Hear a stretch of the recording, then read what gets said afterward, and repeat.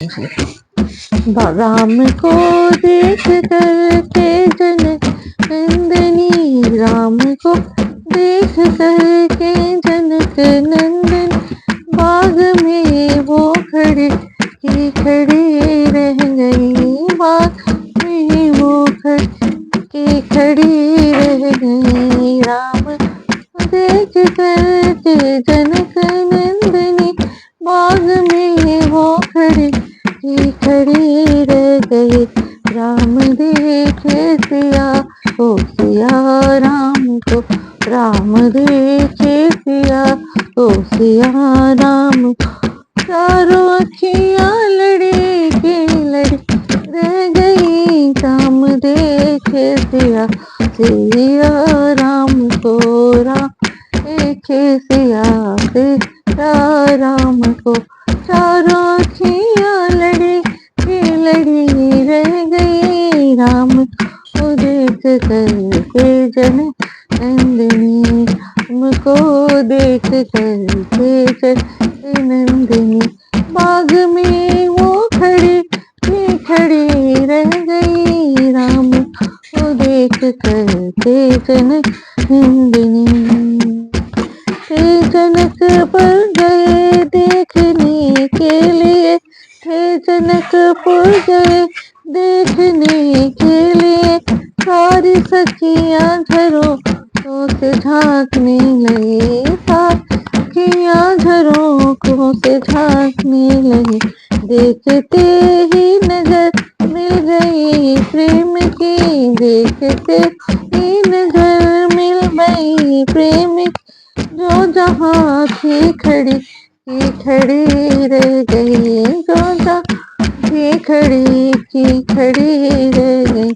राम को देख कर के जनक नंदिनी, बाग में वो खड़ी रह गई। बोली एक समी राम को देख कर, बोली एक सखी राम को देख कर, रच दिए विधाता ने जोड़ी सुधर, रच दिए विधाता ने जोड़ी सुधर। फिर धनुष कैसे तोड़ेंगे वीर कुंवर, फिर धनुष कैसे तोड़ेंगे वीर कुंवर, मन में शंका बनी रह गई, मन में शंका बनी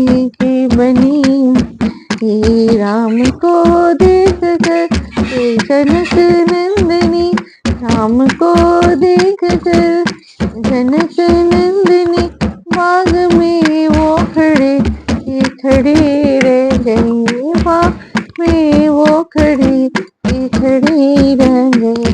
राम देखे सिया राम को, राम देखे सिया को सिया राम, चारों अखियां लड़ी रह गई, चार अखियां लड़ी रह गई। राम देख कर के जनक नंदिनी,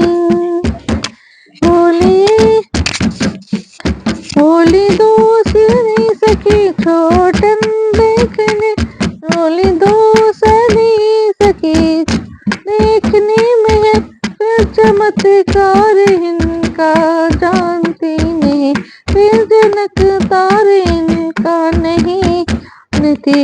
एक ही बाण में ताड़िका, एक ही बाण में ताड़िका राक्षसी, एक ही बाण में ताड़िका राक्षसी, उठ सकी ना पड़ी की पड़ी रह गई, उठ सकी ना पड़ी रह गई। राम को देख करके जनक नंदिनी,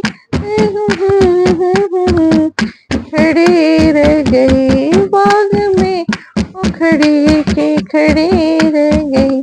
चारों अखियां मिली, चारों अखियां लड़ी, सिया राम देख सिया को सिया राम, राम देख सिया को सिया राम, चारों अखियां लड़ी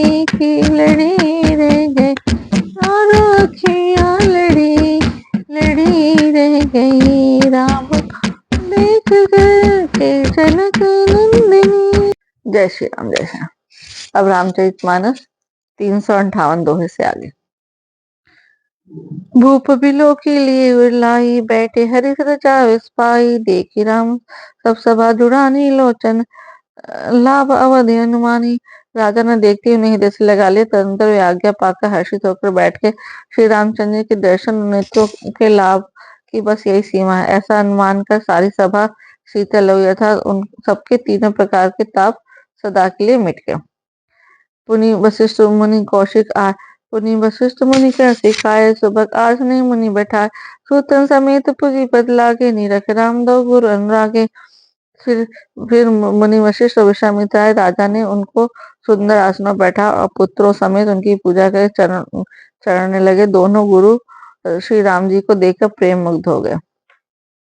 रामचंद्र जी शादी करके जो अयोध्या आए तब उस समय की बात है। कहीं वशिष्ठ धर्म इतिहास सुनई है, मही सुसहित रनिवासा, मुनि मन आगम गादि सुत करनी, मुदित वशिष्ठ विपुल विधि वर्णी। वशिष्ठ जी धर्म के इतिहास कह रहे हैं और राजा रनिवास सहित सुन रहे हैं, जो मुनियों के मन को भी अगम है। ऐसा विश्वामित्र जी की करनी को वशिष्ठ ने आनंदी होकर बहुत प्रकार से वर्णन किया। बोले बामदेव सब साची कीरत कलित, लोक तिहु माची, सुनी आनंद भय सब काहू, राम लखन उर अधिक उछाऊ। वामदेव जी बोले ये सब बातें सत्य। विश्वामित्र जी की सुंदर कीर्ति तीनों लोकों में छाई हुई है। यह सुनकर सब किसी को आनंद हुआ। श्री राम लक्ष्मण के हृदय से अधिक उत्साह हुआ। मंगल मोद छाह नित जाहि दिवसे भात, उमग यवद आनंद भरी अधिक अधिक अधिकात। नित्य ही मंगल आनंद उत्सव होते हैं। इस तरह आनंद में दिन बीतते जाते हैं। अयोध्या आनंद से भरकर उमड़ पड़ी। आनंद की अधिकता अधिक अधिक बढ़ती ही जा रही है। सुदिन सोदिकल कंकन छोरे, मंगल मोद विनोद न तोरे, नित नव सुख सुर देखि सिहाई, अवध जन्म राचहि विधि पाहे। अच्छा दिन सुमोद सोच कर सुंदर कंकड़ खोले गए, मंगल आनंद और विनोद कुछ कम नहीं हुए, अर्थात बहुत हुए। इस प्रकार नित्य नए सुख को देखकर देवता सिहाते हैं और अयोध्या में जन्म पाने के लिए ब्रह्मा जी से याचना करते हैं। विश्वामित्र चलन नित चाहे, राम सपेम विनय बस रहे। दिन दिन सैगुन भूपति भाव, देख सरा महामुनि राव। विश्वामित्र जी के नित ही चलना चाहते हैं पर नीति अपने आश्रम जाना चाहते हैं, पर रामचंद्र जी के स्नेह और विनयवश रह जाते हैं। दिनों दिन राजा का 100 गुना भाव देखकर महामुनि विश्वामित्र जी उनकी सराहना करते हैं। मांगत विदा राव अनुरागे, सुतन समेत ढाड़ वे आगे, नाथ सकल संबंध तुम्हारी, मैं सेवक समेत सुत नारी। अंत में जब विश्वामित्र जी ने विदा मांगी तब राजा प्रेम मग्न हो गए और पुत्रों सहित आगे खड़े हो गए। वे बोले, हे नाथ, ये सारी संपदा आपकी है, मैं तो स्त्री पुरुष पुत्रों सहित आपका सेवक हूँ। करब कदा लरिकन पर छूं, दर्शन देत रहब मुनि मोहू, अस कही राहु सहित सुत रानी, परे चलन मुख आओ न बानी। हे मुनि, लड़कों पर सदा स्नेह करते रहेगा, मुझे भी दर्शन देते रहे। ऐसा कहकर पुत्रों और रानियों से राजा दशरथ जी विश्वामित्र के चरणों में गिर पड़े। प्रेम वहील हो जाने के कारण उनके मुंह से बात नहीं निकलती। दीनी असीस विप्र भांति चले, न प्रीत रीति कहीं जाती, राम सप्रेम संग सम भाई, आय पाए फिरे बहुचाई। ब्राह्मण विश्वामित्र ने बहुत प्रकार से जवाब देते हैं और चल पड़े। प्रीति की रीत कहीं नहीं जाती। सब भाइयों के साथ लेकर श्री राम जी प्रेम के साथ उन्हें पहुंचाकर आज्ञा पाकर लौटे। राम रूप भूपति भगति व्याहु, छाऊ आनंद जात सराहत मन हिमद मुदित, गादि कुल चंद गादि कुल के चंद्रमा विश्वामित्र बड़े हर्ष के साथ श्री रामचंद्र जी के रूप, राजा दशरथ जी की भक्ति, चारों भाई विवाह और सबके उत्साह आनंद मन ही मन सराहते रहते। वामदेव कुल गुर ज्ञानी, बहुरिकाधिक सुत, कथा बखानी सुनि मुनि, सुजस मन ही मन राहु, बरनत आपन पुण्य प्रभाव। वामदेव जी और रकुल के गुरु ज्ञानी वशिष्ठ जी ने फिर विश्वामित्र की कथा बखान कर कही। मुनि का सुंदर यह सुनकर राजा मन ही मन अपने पुण्यों के प्रभाव बखान करने लगे।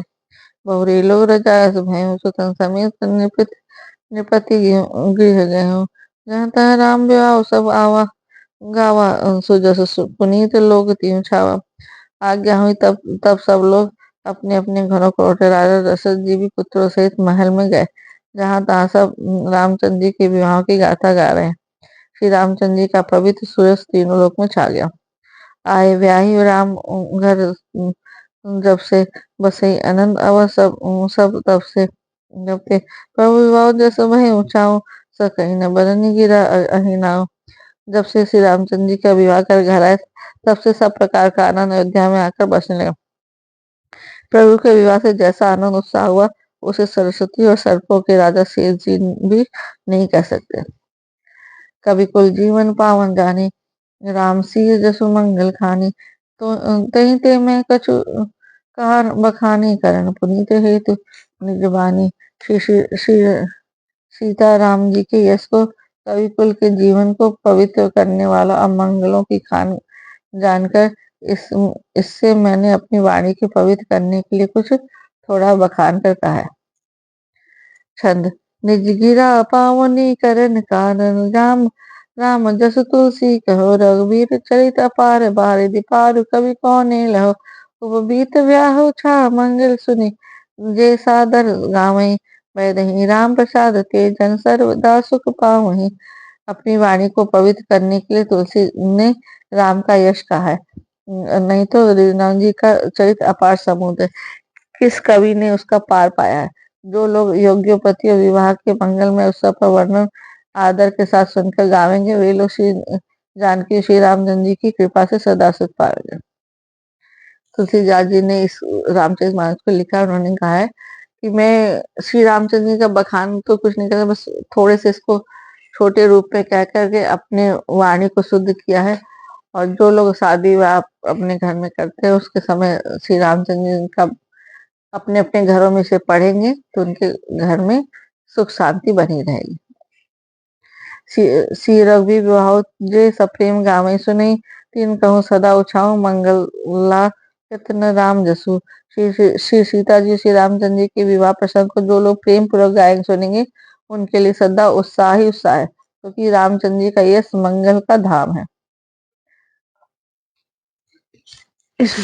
यहाँ पे बालकांड अध्याय खत्म होता है। हमने पहले ही बताया कि श्री रामचरितमानस में 7 अध्याय है, मतलब उसका नाम है बालकांड, अयोध्या कांड और अरण्य कांड, किष्किंधा कांड, सुंदर कांड, लंका कांड, उत्तर कांड, 7 कांड है। इसमें से बाल कांड ये खत्म हुआ। अब इसके आगे अयोध्या कांड शुरू होगा जो कि नेक्स्ट उसमें। मंगल भवन अमंगल हारे द्रवहुत दशरथ अज बिहारी। राम सिया राम सिया राम जय जय राम राम सिया राम सिया राम जय जय राम। वही है वही जो राम रच राखा काकर तर्क बढ़ा वही साखा। राम राम सिया राम जय जय राम राम सिया राम सिया राम जय राम। दीन दयाल बिरदु संभारी हरहु नाथ मम कट भारी। राम सिया राम जय जय राम राम सिया राम जय राम। जय श्री राम।